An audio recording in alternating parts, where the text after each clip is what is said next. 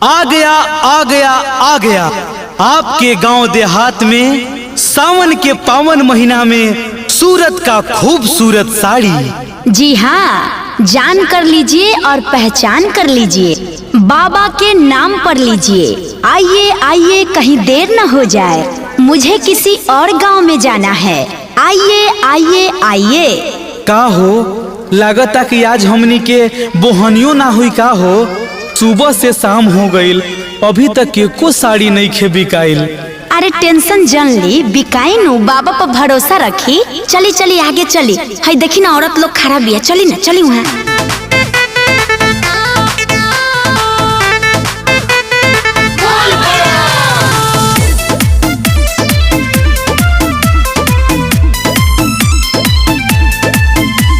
सुबह से शाम भइल ना बाबी कात हो, मंदा भइल बाबे धनी देहात हो। सुबह से शाम भइल ना बाबी कात हो, मंदा भइल बाबे धनी देहात हो। कैसे के साड़ी होई बोला ना सेला हो, बोला ना सेला।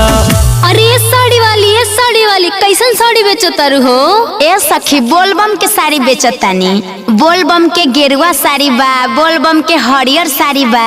अरे बहिनी, उधारो लगैबू ना? अरे हाँ हो, सुना ना। बेचतानी नगद चाहे उधारी लेला, बोलबम के साड़ी लेला, बोलबम के साड़ी लेला। देखी के हल्का चाहे भारी लेला, बोलबम के साड़ी लेला। ए भाई साहब, हाई कितना के साड़ी बा? 300 रुपया के बा। तो हाई पियर का कितना के बा? ई 320 रुपया के बा। हाउ हरियर का? देखिए हरियरका के दाम लागी 350 रुपया। वो कहे? काहे से कि सूरत के खूबसूरत साड़ी बा।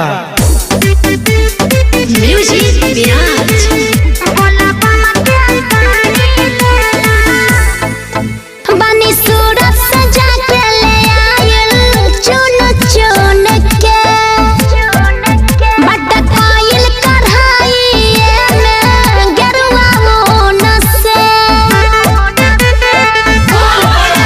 बोला लाल लेबू की पियर, हाली बोला अपना दिलवा के राज, हाली से तू खोला।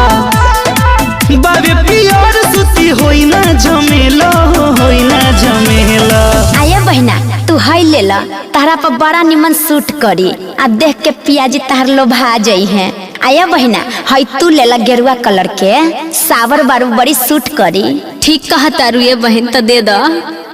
बेचतानी नगद चाहे उधारी लेला, बोलबम के साड़ी लेला, बोलबम के साड़ी लेला।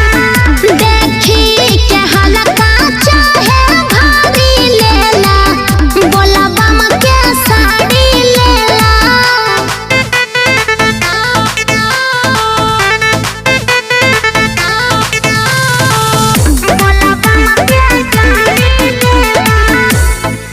लेला गेरुआ कलर करिहा पेन्हे के समारी, सारा हरली है दुखबा करबो जलधारी। बाबे बोलबम के छाप ले लो, पूरा बना हाली ले लो। खाली ऐसे ना बेरी बेरी देखा हो, ले लो ले लो। सोनू मनु पे करना बोनी फेला, करना बोनी फेला। ए बहिनी, खाली देखते बारू, कुछ ले लो, बोहनी तक करावा कुछ ले लो। बेचतानी नगद चाहे उधारी लेला, बोल